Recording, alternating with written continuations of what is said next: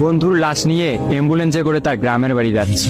সময় কাটানোর জন্য ফোনটা বের করলাম। ঠিক সেই মুহূর্তেই মোবাইলে একটা মেসেজ আসে। আমার সামনেই আমার প্রিয় বন্ধুটি কফিনের মধ্যে লাশ হয়ে পড়ে আছে। মেসেজ করেছে আমার সেই মৃত ফ্রেন্ডের গার্লফ্রেন্ড অবন্তী। আমি মেসেজগুলো পড়া শুরু করলাম। ফাহাদ, আমাকে মাফ করে দিও। আমি যেই বাবার চোখের দিকে তাকিয়ে কখনো কথা বলতে পারিনি, সেই বাবা যখন অসহায়ের মতো আমার সামনে দুই হাত জোড়ে কান্না শুরু করতে লাগলো, তখন সেই বাবার ভালোবাসার কাছে আমাদের ভালোবাসা হার মেনে গেল। তাই আজ 11 দিন ধরে আমি অন্য মানুষের স্ত্রী। তোমাকে কথা দিয়েছিলাম জীবনের শেষ সময় পর্যন্ত তোমার সঙ্গে থাকবো। আমার সব সময় ভয় হতো যে তুমি আমাকে কষ্ট দেবে, হয়তো আমাকে ছেড়ে অন্য কাউকে বিয়ে করবে।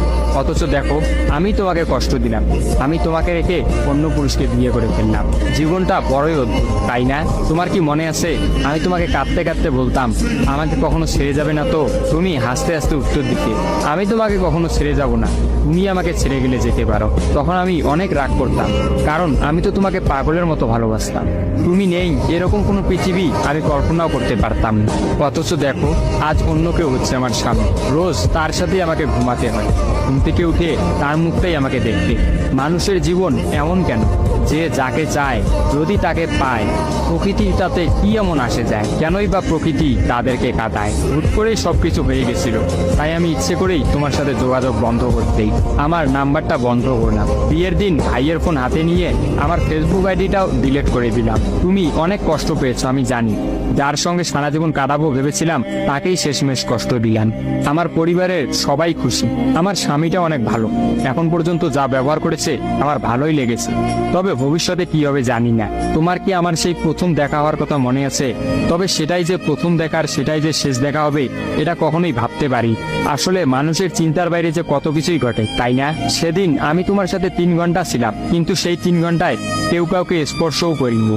কিন্তু তুমি যখন আমাকে তোমার রিক্সায় তুলে নিতে তোমার হাতটা বাড়িয়ে দিলে, তখন আমি তোমার হাতটা প্রথম স্পর্শ করেছিলাম। বিশ্বাস করো, সেদিন আমার কিছুতেই তোমার হাতটা ছাড়তে ইচ্ছা করছিল না। তোমার ঘরে আমার জন্য কিনে রাখা শাড়িগুলো নিশ্চয়ই এখনো আছে।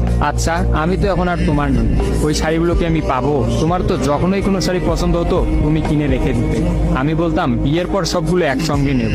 দেখো, আজ আমি বিবাহিত, কিন্তু আমার স্বামী তুমি নও। আমি এমনটা কখনোই চাইনি। নিজের পছন্দের একটা মেয়েকে বিয়ে করে নিও, তারপরে শাড়িগুলো তাকে দিয়ে দিই। মেয়েরা শাড়ি কতটা পছন্দ করে তা কি তুমি জানো? যদি না জেনে থাকো তাহলে বিয়ের পর তোমার বউকে দিয়ে উপলব্ধি করে নিও। তোমার সাথে আমার অনলাইনে পরিচয়, তাই চিন্তা করেছি কোনোদিনও বেঁচে থাকতে আর অনলাইনে যাব না। আমার নাম্বারটাও বন্ধ করে দিয়েছি। আজকের পর থেকে আমাদের আর কোনোদিন কথা হবে না। তোমার কাছে একটা অনুরোধ, যদি চলার পথে আমাদের কোনোদিন দেখা হয়ে যায় তাহলে প্লিজ তুমি অচেনা হয়ে চলে যেও। নিজের যত্ন নিও আর জীবনটা গুছিয়ে নিও। জীবন তো একটাই, ভালো থেকো। কিন্তু আমি ভালো নেই। ইতি, তোমার ওই অবন্তী। সবগুলো মেসেজ একত্রে পড়লাম। আমার সামনে চিরনিদ্রায় শুয়ে আছে ফাহাদ। অবন্তী পরপর 5 দিন অনলাইনে আসেনি এবং ফাহাদের সাথে কোনো যোগাযোগ করেনি। তখন এক রাতে অফিস থেকে ফিরে ফাহাদ রাগ করে তার ফোনটা আসার গিয়ে ভেঙে ফেলে। ভাঙা মোবাইল আর ঠিক করা হলো না। ফাহাদ তার সিমটা আমার ফোনে ইনস্টল করে। জরুরি কোনো কল এলেই একমাত্র ফাহাদকে দিতাম। আর ফাহাদ রাগ করে বলল, যতদিন না পর্যন্ত অবন্তী আমাকে SMS করে ততদিন পর্যন্ত আমি আর নতুন ফোন কিনবো না। মোবাইল ভাঙার 2 দিন পরেই ফাহাদের প্রচন্ড জ্বর আসে। একদিনের মধ্যেই ফাহাদকে হাসপাতালের মধ্যে ভর্তি করলাম। ডাক্তার পরীক্ষা নিরীক্ষা করে বলল ফাহাদের ডেঙ্গু জ্বর হয়েছে। তবে চিন্তার কোনো কারণ নেই, ডাক্তারের কথা বিশ্বাস করেছিলাম। কিন্তু ডাক্তার তো সবকিছুর খবর জানেন না, যিনি জানেন তিনি হচ্ছেন সৃষ্টিকর্তা। ফাহাদের হয়তো এই জ্বরকেই মৃত্যুর একটা ওসিলা বানিয়েছিলেন। যেই ডাক্তার বলেছিল চিন্তার কোনো কারণ নেই, আজ সকালে সেই ডাক্তারই ফাহাদকে মৃত ঘোষণা করলো। ফাহাদের আর জানা হলো না অবন্তীর কথা। আমিও অনেক ভেবে সিদ্ধান্ত নিলাম অবন্তীকে আর ফাহাদের মৃত্যুর খবরটা জানাবো না। অবন্তী যদি আর সত্যি অনলাইনে না আসে আর সেই পুরোনো সিমটা ইউজ না করে, তাহলে সে ফাহাদের মৃত্যুর খবর কখনোই জানতে পারবে না। কি বা লাভ এই সত্য সংসার জীবন শুরু করা মেয়েটাকে কষ্ট দিয়ে? অথচ আমি ভাবলাম সে হয়তো ভাববে ফাহাদ অনেক ভালো আছে। কোনো একদিন শাড়ি পরতে গিয়ে হয়তো অবন্তী ফাহাদের কথা চিন্তা করে। সে হয়তো ভাববে ফাহাদের কিনা শাড়িগুলো হয়তো তার স্ত্রী পরে রোজ তার সামনে আসে, কিন্তু ফাহাদের সাদা কাফন পরে কবরে যাওয়ার ঘটনাটা না হয় তার অজানাই থাকে।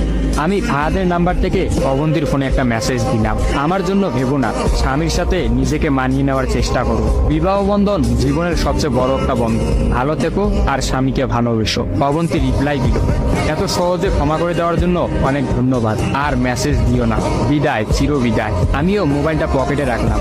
অ্যাম্বুলেন্স ততক্ষণে ফাহাদের বাড়ির সামনে পৌঁছে গেছে। কফিনে রাখা ফাহাদের মৃতদেহটা নেওয়ার জন্য সবাই দাঁড়িয়ে আছে। আমি ফাহাদের কফিনটা স্পর্শ করে বিড়বিড় করে বললাম, তোর সঙ্গে আর কোনোদিন একই গাড়িতে চড়ে ভ্রমণ করা হবে না। আজ তোর আর আমার একসঙ্গে ভ্রমণের শেষ দিন। বিদায় বন্ধু, চির বিদায়।